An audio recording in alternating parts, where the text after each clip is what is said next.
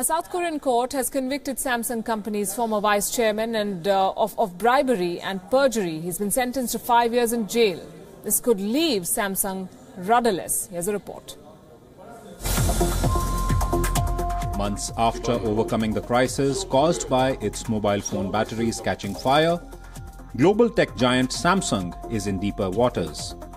A Seoul court convicted Lee Jae-yong, the vice chairman and heir to the Samsung business empire, of bribery and embezzlement.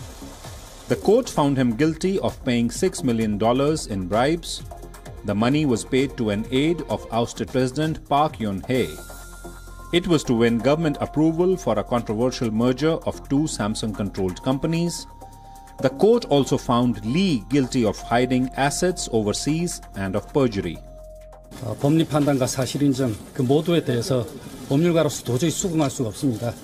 즉시 항소할 것이고 상급심에서는 반드시 공소사실 전부에 대해서 무죄가 선고될 것을 확신합니다. On the streets of Seoul, there was relief and joy. Many saw it as the logical conclusion after the conviction of President Park and her aide. 이재용 부회장의 혐의에 대해서는 촛불을 들었던 1,700만 시민들이 다 알고 있습니다. 그래서 투명하게 공개된 경영을 해야.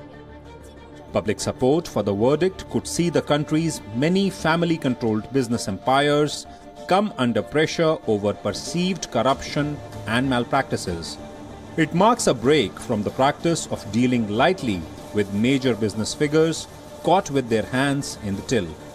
For instance, in 2007, the chairman of Hyundai Motors was given a suspended sentence for embezzlement. And the chief of SK was also sentenced to 4 years in prison for embezzlement. A Daewoo chief got 2 years for bribery and fraud. The question is whether Samsung, a conglomerate that includes the world-famous electronics maker, as well as drug manufacturing, shipbuilding and other businesses, can succeed without the crown prince of the Lee family at the helm.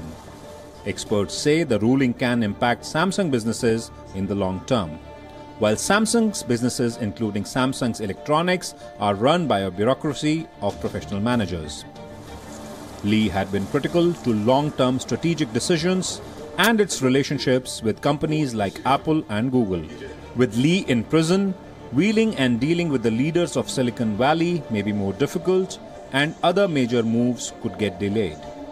The development also shook confidence among South Korean investors and conglomerates that includes the likes of Hyundai and Kia, the other big MNCs. The South Korean giants are facing uncertainties with regards to tension with neighbor North Korea too. Bureau Report, WION.